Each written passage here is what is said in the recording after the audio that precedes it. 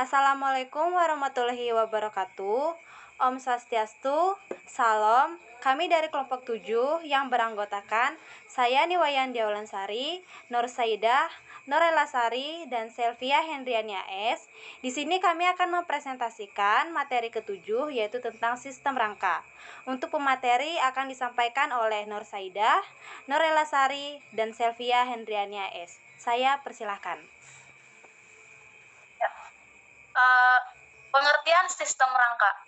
Sistem rangka manusia adalah rangkaian tulang dan sendi yang menjadi dasar bentuk tubuh manusia, berfungsi membentuk kerangka yang kaku dengan jaringan-jaringan dan organ-organ yang melekat padanya. Manusia umumnya terlahir dengan 300 tulang. Namun seiring dengan bertambahnya usia, beberapa jaringan tulang akan menyatu. Dengan demikian, seseorang hanya akan memiliki sekitar 206 tulang di dalam tubuh saat mencapai usia dewasa. Next. Fungsi sistem kerangka. 1. Memberi bentuk tubuh. 2. Tempat melekatnya otot. 3. Penyangga atau penegak tubuh. 4. Pelindung organ-organ dalam tubuh manusia. Next. Rangka tubuh manusia. Rangka tubuh manusia itu terdiri dari rangka kepala, yaitu tengkorak. Rangka kepala ini berfungsi untuk melindungi otak. Rangka kepala terdiri dari tulang pelipis, tulang rahang atas, tulang rahang bawah, tulang pipi, tulang baji, dan tulang hidung. Next. Ya. Lalu ada rangka tubuh manusia, yaitu rangka badan. Rangka badan ini berfungsi untuk melindungi organ seperti jantung, paru-paru, hati, dan organ reproduksi. Rangka badan ini terdiri dari 1 tulang leher, 2 tulang selangka, 3 tulang belikat, 4 tulang dada, 5 tulang tajuk pedang, dan tulang rusuk. Di sini tulang rusuk terdiri dari atas 7 pasang tulang rusuk sejati, 3 pasang tulang rusuk palsu, dan 2 pasang tulang rusuk melayang. Sedangkan untuk tulang belakang, tersusun atas 7 ruas tulang belakang, 12 ruas tulang punggung, 5 ruas tulang pinggang, 5 ruas tulang kelangkang, dan 4 ruas tulang ekor. Next. Bisa dilihat di sini adalah sistem kerangka tubuh manusia yang terdiri dari tulang tengkorak, tulang rahang bawah, tulang selangka, tulang lengan atas, tulang dada, tulang pengumpil, tulang hasta, dan tulang jari tangan, tulang betis, tulang kering, tulang belikat, tulang rusuk, tulang belakang, tulang panggul, tulang paha, tulang tempurung lutut. Ya, next. Lalu ada 3 rangka anggota gerak. Nah, rangka anggota gerak berbentuk pipa berruas-ruas dan berfungsi untuk mendukung terjadinya pergerakan. Rangka anggota gerak ini terdiri atas tulang-tulang anggota gerak atas, yaitu tangan, dan tulang-tulang anggota gerak bawah, yaitu tungkai. Nah, tulang-tulang anggota gerak atas atau tangan terdiri dari tulang lengan atas, tulang hasta, tulang pengumpil, tulang pergelangan tangan, tulang telapak tangan, dan tulang ruas-ruas jari. Untuk tulang-tulang anggota gerak bawah yaitu tungkai, terdiri dari tulang paha, tulang kering, tulang betis, tulang tempurung lutut, tulang telapak kaki, dan tulang ruas-ruas jari kaki. Materi selanjutnya akan dibacakan oleh teman saya yang bernama Norela Sari. Oke, selanjutnya itu sendi manusia. Tulang manusia berhubung satu sama lain. Hubungan antar tulang-tulang manusia disebut sendi. Ada sendi yang dapat digerakkan dan ada juga sendi yang tidak dapat digerakkan. Next.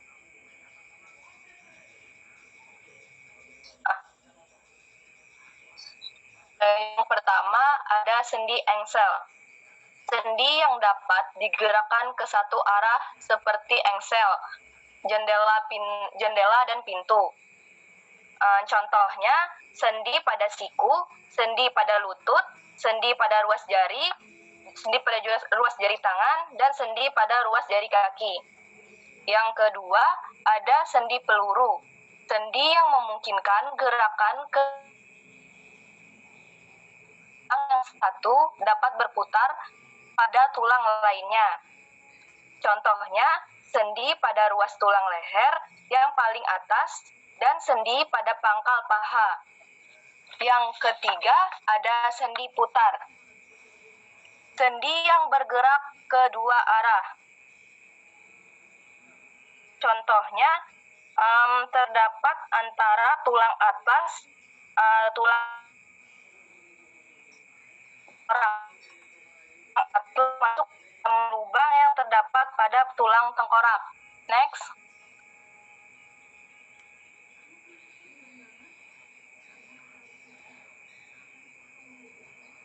Persendian yang gerakannya sedikit atau terbatas.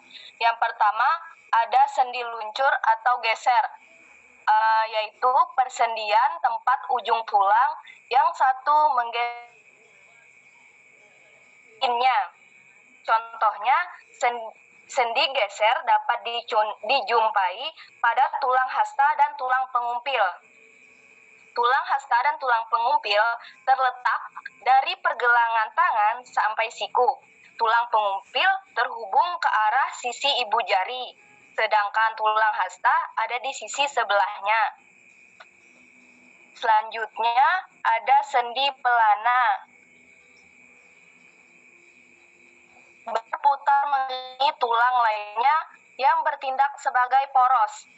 Contohnya, sendi antar tulang telapak tangan dan pangkal ibu jari. Next.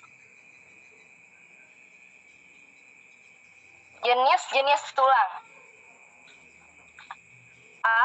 Tulang lengan atas. Berfungsi sebagai tempat menempelnya otot utama yang menggerakkan bahu. Tulang pengumpil. Berfungsi untuk membentuk persendian pergelangan tangan. C. Tulang hasta. Berfungsi untuk memudahkan pergerakan lengan. D. Tulang pergelangan tangan. Berfungsi sebagai alat gerak tangan, tempat menempelnya otot tangan, dan penghubung antar tulang jari dengan tulang pangkal lengan.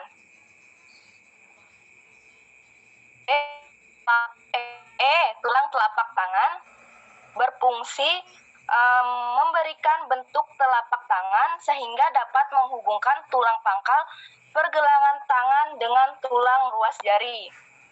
F. Tulang jari tangan berfungsi memberi struktur pada telapak tangan. Selain ibu jari, tulang jari terdiri dari 3 bentuk, sementara ibu bentuk. Yang G. Tulang paha berfungsi sebagai tempat melekatnya banyak otot dan ligamen. H. Tulang tempurung lutut berfungsi sebagai penahan sendi terbesar, membungkus dan melindungi sendi lutut. I. Tulang kering berfungsi untuk menghubungkan.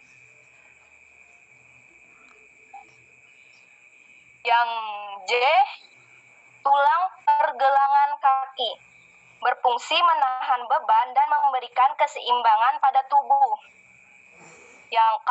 Tulang telapak kaki berfungsi sebagai tumpuan memiliki peranan penting pada manusia untuk berpijak. Kita bisa bergerak dengan bebas dan berjalan sampai melompat. Telapak kaki. Yang terakhir ada tulang jari kaki. Itu berfungsi menjaga keseimbangan saat berjalan. Jari-jari kaki berfungsi sebagai tumpuan berat badan. Materi selanjutnya akan dipaparkan oleh Sylvia Hendriani AS. Kepada Sylvia Hendriani AS, saya persilahkan. Selanjutnya, sistem otot. Sistem otot adalah sistem organ pada hewan dan manusia yang mengizinkan makhluk tersebut bergerak. Sistem otot pada vertebrata dikontrol oleh sistem saraf. Walaupun beberapa secara otonom. Otot manusia merupakan jaringan di dalam tubuh manusia yang berfungsi sebagai alat gerak aktif. Fungsi sistem otot yang pertama, menjalankan dan melaksanakan gerak atau kerja tubuh. Yang kedua, mendenyutkan jantung. Yang ketiga, mengalirkan darah yang membawa nutrisi, oksigen, dan lain-lain. Yang keempat, mempertahankan postur tubuh. Dan yang kelima, menjaga suhu tubuh secara keseluruhan dengan respon menggigil saat kedinginan. Cara kerja otot adalah dengan cara berkontraksi atau menegang dan berelaksasi atau mengendur. Otot manusia terdiri dari 3 macam. Yang pertama, otot lurik atau otot rangka. Ciri-ciri otot lurik atau otot rangka yang pertama, melekat pada rangka, berbentuk silinderis dengan garis lurus gelap terang. Tiap sel memiliki banyak inti sel yang terletak di tepi, bekerja dengan sadar dengan perintah dari otak, bekerja cepat tapi mudah lelah. Yang kedua, otot polos. Ciri-ciri otot polos yang pertama terdapat pada organ dalam tubuh seperti lambung, usus, saluran peredaran darah, otot, kemih, dan lain-lain. Berbentuk gelendong, tiap sel memiliki satu sel yang terletak di tengah. Bekerja tanpa kita sadari atau tanpa perintah dari otak. Bekerja lambat dan mudah lelah. Yang ketiga, otot jantung. Ciri-ciri otot jantung terdapat pada organ jantung, berbentuk silinderis bercabang. Tiap sel otot memiliki satu sel yang terletak di tengah. Bekerja tanpa disadari atau tanpa perintah otak. Dan yang terakhir, bekerja secara terus-menerus atau kontin. Cara menjaga kesehatan otot yang pertama, menghindari gerakan yang membebani kerja otot secara berlebihan. Yang kedua, melakukan peregangan.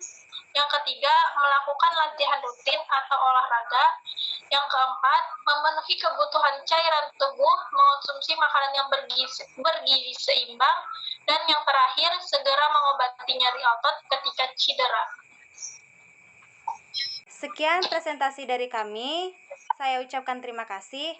Wassalamualaikum warahmatullahi wabarakatuh. Om Santi Santi Santi Om.